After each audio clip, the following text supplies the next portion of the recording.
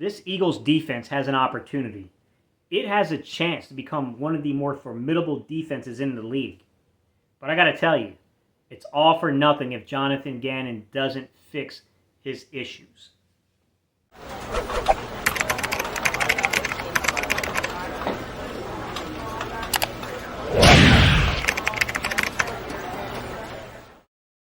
What's up, Eagles Nation? What's going on in NFL world? How you doing, Division Rivals? This is Stephen Hyder, Gate City Sports Channel. Sports Channel where the cerebral NFL fan comes for about 10 minutes of daily content. Hey, what's good, guys? If you're new to the channel, maybe the first, second, third time you caught my content and you enjoyed today's discussion, if I can ask you to do me a huge solid here, guys, hit that subscribe button. We just crossed over 5,000 subscribers. We're heading towards 10,000. I would love for you to be a part of that equation. Just need you to subscribe to do that. To my OG subscribers, if I can ask you guys to just keep hitting that like button, smash the thumbs up button, help me spike the algorithm and get us in front of new people. Hey, we can potentially convert some of these people into our own little community here, guys. All right, y'all. Today's topic. Jonathan Gannon's the topic. And I'm just going to do some broad strokes here, just kind of paint over everything and give you the basics of how I'm judging his system, how I'm judging his scheme, and what I want to see from Jonathan Gannon going forward. Because I really do feel like he's the key to defensively. He's the key to us becoming far more successful. To start with, pressure rate. We're 31st in the league, guys, 16%.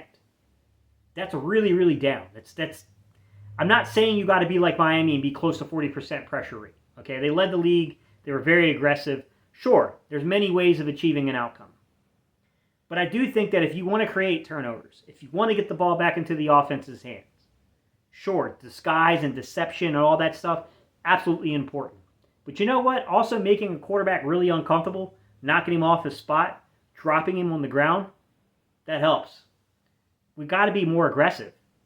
And you can't tell me that it's not possible. Because I know that Brandon Staley and I know that Jonathan Gannon came up underneath the tutelage of Jerry Gray in Tennessee as interns. Okay? Sure. Jonathan Gannon had a lot more time with Jerry Gray because Jerry Gray became the defensive back coach in Minnesota. And that's where he was the assistant defensive back coach, Jonathan Gannon. Okay? I get it. I get that sometimes you can diverge. You can differ. But anyone can look on film and compare the Chargers defense, compare the Eagles defense, and see that they're not one for one. But there's a ton of similarity here. And they're right there with Dallas at the 24% threshold for pressure rate, which is middle of the league. I know it can be done within a system that is similar to this. We got to do it. I'm going to be honest. I know that winning the big play rate is part of what Jonathan Gannon wants to do. But we got to convert some turnovers here, man. We've got to create them. And I do think that upticking our pressure rate, and I'm not asking for drastic improvements, guys. I'm saying on the low end, 2%, on the high end, 6%. Uptick. So I'm going to say 18 to 22%. Give me that. Give me 18 to 22%. And I guarantee you we'll start creating some turnovers with this defense. All right, the second thing I want to talk about, why I think it's important to kind of bring some pressure. Simulated pressure, guys. When I say that, simulate it means you scheme it. Doesn't mean that 4 guys just beat 5 offensive linemen. It means you're bringing at least a 5th rusher or more. Quarterbacks. We played 18 quarterbacks, 17 quarterbacks, 18 games, if you consider the playoffs. In those 18 games against 17 quarterbacks, 5 quarterbacks in 6 games held the ball for less than 2.5 seconds. Man, that's a really, really tall task. That's something that is really difficult for a defensive line to win. You talk about win rates. We talk about win percentages. I mean, you just can't do that to your defense, man. You're asking a lot. You're asking a ton of your defensive line. You've got to make these quarterbacks hold the ball longer, right? I have tracked other opponents where they had quarterbacks hold the ball for 2.9 seconds or longer in 10 out of 17 games. The Eagles had 1 out of 17 games. Week 3 versus the Dallas Cowboys, where Dak Prescott held it for 2.9 seconds or longer and got sacked 4 times in that game. Had about 8 or 9 pressures on him. You gotta give your defensive line a chance. Which kind of comes into the next part of our discussion, which is pass rush and coverage must match each other. There must be some kind of marriage between the two. If you're going to play off ridiculously, and you're going to afford receivers ridiculous cushions, and I know some of that is not necessarily Gannon. Some of that was Steven Nelson clearly not understanding the situation. and not mirror matching, and he's not processing things correctly, right? That's when they talk about pattern matching and pattern recognition. On a 3rd and 7, you should never be 10 yards off. Come on, man. You can't do that. You cannot give an easy layup for a first down, especially when you got an opponent pinned down inside their own 10-yard line. That should not happen. With that said, 70%, actually greater than 70% if we're being honest, guys, but for the sake of argument, 70% of our snaps from a coverage perspective were in zone. Now, I'm going to say this. Most of the league plays zone coverage. It's kind of a dirty little secret most people don't get, apparently. Most of the league does play zone coverage. But we're talking about percentages.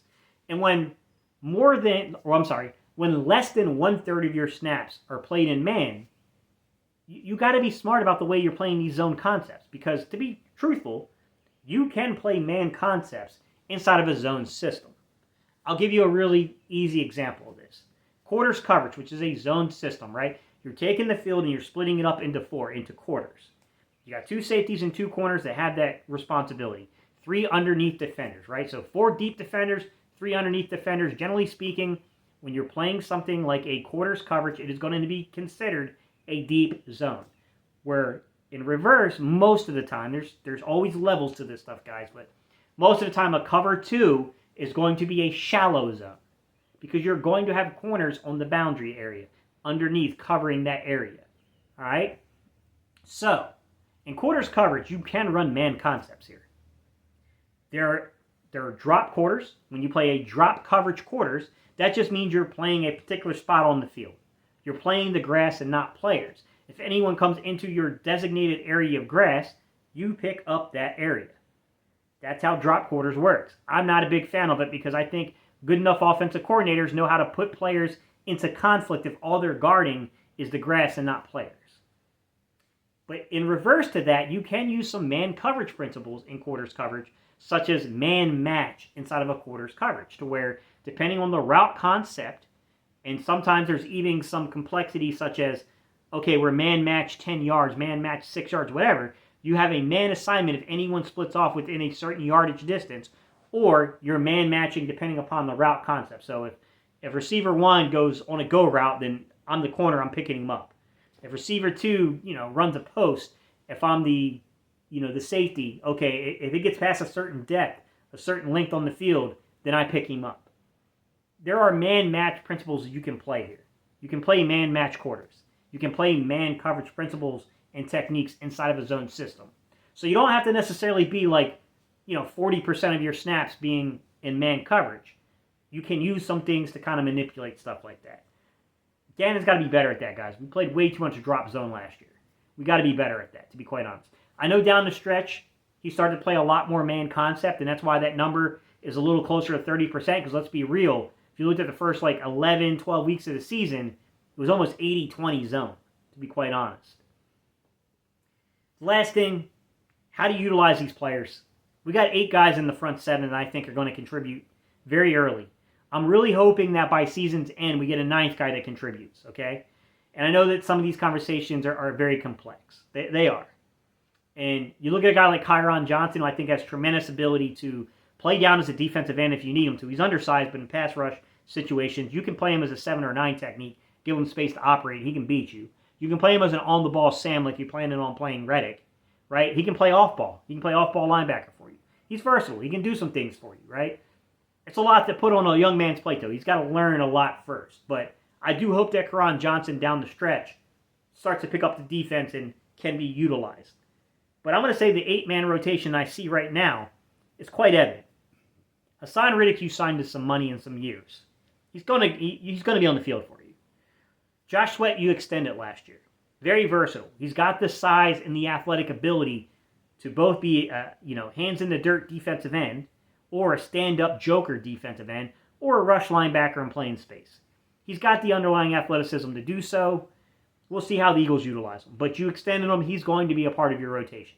No doubt about it. Javon Hargrave is probably your best rusher, and I would say your interior pass rush was your strength of your football team last year, and Javon Hargrave was the best of everybody. So, he's coming up on a contract year. He'll be in the rotation.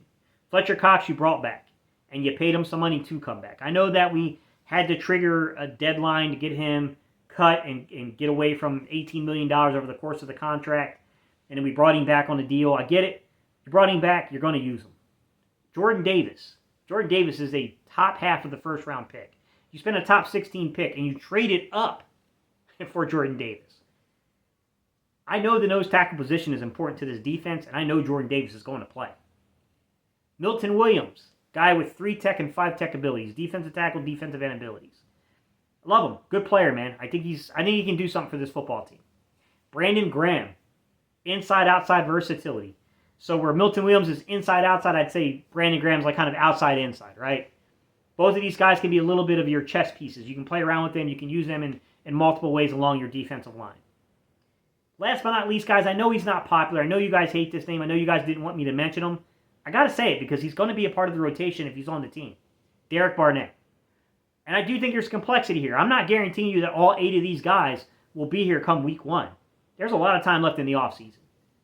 Guys can still be moved. I don't know that it's going to happen, but I'm also not going to rule it out, right? I'm not going to completely lock myself into a standpoint that I can't get out of. Like, it's clear that they could move somebody to create more reps for certain players. But in saying that, I think those 8 guys in particular, they're going to be a part of your front 7 in terms of the rotation here. Now, the way I talked about Karan Johnson eventually getting some time here, we can talk about Nakobe Dean. Nakobe Dean has a lot of use, right? Would Jonathan Gannon be daring and willing enough, right? Can he be creative enough to take a guy like Nakobe Dean and use him as a rush linebacker from time to time? Would he flex him outside if you're going to play a little bit of a 30 front, 3 down lineman? Guys, when they say 30 front, so 30, 40, 50 front, so break this down for you. 30 front means 3 down linemen, 40 front means 4 down linemen, 50 front means 5 down linemen, okay? The Eagles like to get 5 guys on the line of scrimmage, right? Not literally on the line of scrimmage, but up on the line of scrimmage. They want 5 guys there. They can do it from a 30 front. They can do it from a 40 front. 3 down linemen and 4 down linemen, okay? I don't think that Jonathan Gannon is, ideological in that sense, okay? I don't think he cares. And the only way you can even tell if they're in a 30 or a 40 front is by knowing the alignments of the guys that are down on the line of scrimmage, right? So if you're seeing guys in the 4-eye, more than likely what you're seeing there is a 30 front, guys. That's normally a 3-4. That's normally a 3-4 Eagle front when you got 2 4-eyes and a nose tackle. There is some Okie that can be played that you would have to know the gap assignment there. So if you got Okie, you got 2 5 tackles and a nose tackle, a 0 technique, or a 1. That's basically you got 2 gaps. So all 3 of those guys are 2 gapping, and then you would have 2 outside or 2 B gap guys, all right? 2 linebackers basically coming down. You could play a 4-3 or 4-2 under. 4-3 or 4-2 under, 3 guys matter in that. Your nose tackle, your 3 technique, and your weak side linebacker. Nose tackle, it's going to be a nose tackle, either a 2-eye, a 1 technique, a 0 shade, or a 0 tech, okay? And then you're going to have a 3 technique who will be on the weak side of the offense, right? The reason you put him there is to create matchups, okay? And give me a second, I'll explain this. Then you have a 5 technique outside of the weak side linebacker. You have a 5 technique outside of the 3 technique. My bad, guys. So that 5 technique and that 3 technique have one-on-one matchups. That's important because you want to keep your weak side linebacker free. You do not want offensive linemen climbing the second level and reaching your weak side linebacker because he will have the responsibility of scraping over top of the defense, okay? That means where the defensive end crashes down, you're going to bring that weak side linebacker and scrape him down. His job is to turn everything towards the strong side, okay? And then he's going to be in backside pursuit. You must have a very good weak linebacker. You must have a very good 3 technique that can win a one-on-one matchup. And you need to have a 5 technique that can keep that guy free and clean too. Those 3 positions are really important to an underfront. You got to look at the personnel and see how you think they're going to fit and how they're going to work, guys. And then you can play bear front. Bear fronts can be played out of a 30, a 40, or a 50 front. It doesn't matter. Bear front just means one simple thing, guys. Both guards and your center are covered by defenders, okay? So you're going to have 2 3 techniques and a 0 technique. Or a 1 technique. It doesn't matter as long as it's a nose tackle, guys. So basically, both your guards and your center are covered by defensive players. That's bear front.